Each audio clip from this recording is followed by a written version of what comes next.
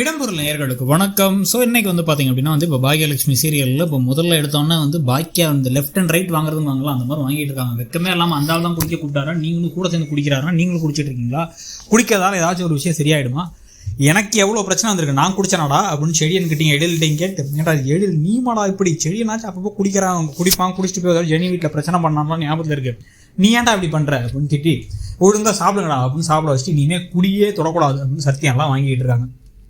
இதெல்லாம் இங்கே நடந்துகிட்டு இருக்கும் பொழுது இன்னொரு பக்கம் பார்த்தீங்க அப்படின்னா ஜெனியோடைய வீட்டில் அவங்க அப்பா அம்மா சாமியெல்லாம் கும்பிட்டு கிளம்பி டிவோர்ஸ் ஹியரிங்க்கு போகிறோம். இன்னைக்கு கண்டிப்பாக உன்னை பற்றி நிறைய தப்பாக பேசுவாங்க, அபாண்டமான குற்றச்சாட்டுகள் சொல்லுவாங்க, நீ பார்க்காத செடியினுடைய மோசமான முகத்தை பார்ப்பேன், ஏன்னா அவங்களுக்கு குழந்தை வேணுங்கிறதுக்காக எல்லாத்தையும் பேசுவாங்க, ரெடியாரு உனக்கு நல்லது நடக்கிறதுக்காக தான் அப்பா அவ்வளோ பேசுகிறேன் அப்படின்னு பேசிகிட்டு இருக்காரு. இன்னொரு பக்கம் ஜோசப் வேற. ஸோ சரி ஓகே அப்படின்னு ஜெனி வேற பாவமாக முழிக்க, இந்த பக்கம் மரியம் அழுதுட்டு இருக்கா, நீ வர வேணாம், நீ வந்தால் எமோஷனல் ஆகிடுவேன், நாங்கள் 2 பேர் மட்டும் போகிறோம் அப்படின்னு கிளம்புறாங்க. இதனால தான் இங்கே கோபி டிப்டாப்பாக ரெடியாகி உட்காந்துருக்காரு, நம்மளும் சேர்ந்து போகிறோம், நம்ம குழந்தையோட போய் குழந்தைக்கு இருக்கிற பிரச்சனையெல்லாம் சரி பண்ணிட்டு வர போகிறோம் அப்படின்னு சொல்லிட்டு. ஆனால் அங்கே தான் ட்விஸ்ட் வைக்கிறாங்க. செடியன் என்ன சொல்கிறாருன்னா, அம்மா மட்டும் வந்தால் போதும், ஒரு ஹியரிங்காக நீங்கள் தேவையில்லாமல் எதையும் பண்ண வேணாம், நாங்கள் பார்த்துக்குறோங்கிறாங்க. இதுக்கு நடுவில் ஈஸ்வரியர் இல்லை அவனுக்கு தான் நிறைய விஷயம் தெரியும், நிறைய ஆட்களை தெரியும், கூட்டு போவாங்க, அவளை பற்றி எல்லாத்தையும் சொல்லிவிடு, 2-3 வார்த்தை எக்ஸ்ட்ரா கூட போடு, குழந்தை நமக்கு வேணும், டிவோர்ஸ் கிடச்சா போனால் போட்டோம் அப்படின்னு ஏதோ பேசிக்கிட்டு இருக்காங்க.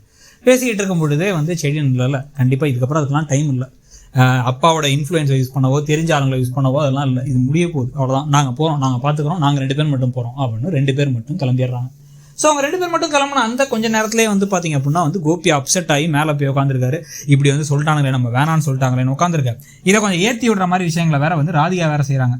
என்னன்னா அவன் தான் வேணான்னு நினைக்கிறான்ல, உனக்கு தேவைன்னா சொல்லுப்பா அப்படின்னு சொல்கிறதோட விடுங்க, அவங்களுக்கு உங்கள் அம்மா தான் வேணும்னா விடுங்க, தேவையெல்லாம் போட்டு இது பண்ணிருக்காதீங்க அப்படின்னு. சரி விடு அப்படின்னு ஒரு விரக்தியில் ஒரு சட்டையெல்லாம் கழட்டிட்டு இருக்கு. சட்டை எங்கப்பா கலட்டுற, ஆஃபீஸ் இல்லையா உனக்கு அப்படின்னு ராதியா கேட்கணும். ஐயோ ஆமா இல்லை அப்படின்னு சொல்லிட்டு, ஆமாம் ஆஃபீஸ் இருக்கு அப்படின்னு சொல்லிட்டு திருன்னு முடிச்சு கிளம்பிடுறாரு.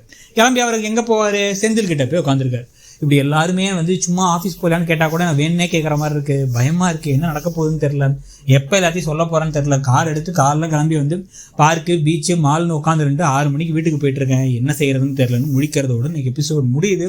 ஸோ இன்றைக்கி எபிசோடை பற்றி நீங்கள் நினச்சிங்கிறத சொல்லுங்கள். தேங்க்ஸ். இடம்பொருள் நேயர்களுக்கு வணக்கம். ஸோ இன்னைக்கு பார்த்தீங்க அப்படின்னா இப்போ பாக்யலட்சுமி சீரியலில் இப்போ முதல்ல எடுத்தோன்னே பாக்கியா லெஃப்ட் அண்ட் ரைட் வாங்குறதுன்னு வாங்கலாம் அந்த மாதிரி